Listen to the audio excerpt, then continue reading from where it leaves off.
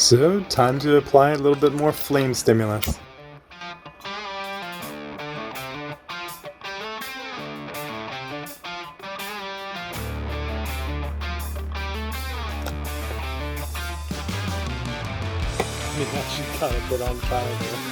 So what I'm testing for here is just a very simple test. So the ground at the base of the plant and at the top left here, one prong going into my Pico log 1216. What I'm trying to see here is when I apply flame to it, if there's a reliable signal it sends out in response to a flame stimuli. So before the fire stimulus, or lighting this plant on fire basically, is about 58.5 to 59, between 58 millivolts and 59 millivolts, just up and down on the higher end. And then boom, the introduction of fire right here, you see these rapid steps up. And then the signal continues for 30 minutes, going up, up, up. What that signal looks like over a 30-minute period on a zoomed out focus. And it starts to level off. And then as it starts to drop again slowly over the course of the last bit of the 30-minute section, you'll see the spikes again, as if signaling it's the end of some stage of the communication perhaps. If you have these both in rapid succession up or down, this might be a plant signal telling the other plants, hey, this event is over. That is my assumption for now.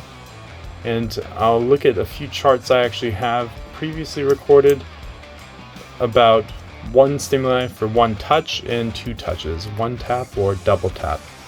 The reason for that being, if they get knocked, they actually communicate to each other, hey, something around here is rustling or walking on me. So this is my single tap test. It's actually looking at several different species here together. And as you'll see, the taps all correlate, even though they're all in the same planter, but they're all radically different species. And this is what a single tap typically looks like. It's kind of like a Z. And as you'll see just below it, there's another Z and another. Although on many of the experiments thus far, a lot of the plants have lined up almost exactly with the stimulus. On the double tap project, they seem to ignore their partner a little bit. So you'll see here, I tapped it twice with a pencil with a rubber handle so that I wouldn't have any electricity coming from my body touching the plant, so I knew it was just the tap itself and not my electricity screwing with these millivolt fine measurements.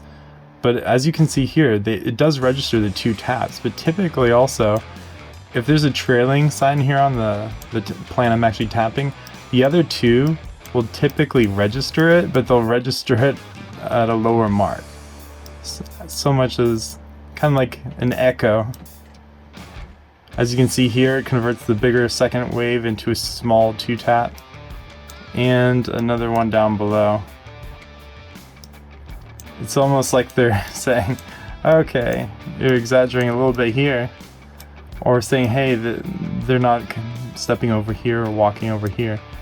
These are ground cover plants, so a lot of them would have to be worried about people treading on them.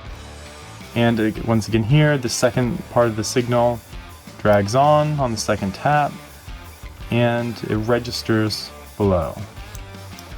This continues many times. Each one of these is two taps. And you can see a pattern start to form. I usually sometimes let it get back to baseline. And if you let it get back to baseline for a while like that and you have a pause, it'll have more energy to make larger signals. Because it takes a lot of energy to be sending these signals out. And once again below you'll see them register as just a simple two Z's or two taps. As if two small single taps were put together, and the plant being tapped will have a much clearer second section after the first tap. It'd be like 1, 2, boom. And so I'm expecting with better algorithms and better software and better approaches I'm taking, more methodical over time, I'll be able to clean up some of these signals even more. But as it is today, this is what it looks like when you double tap several different species.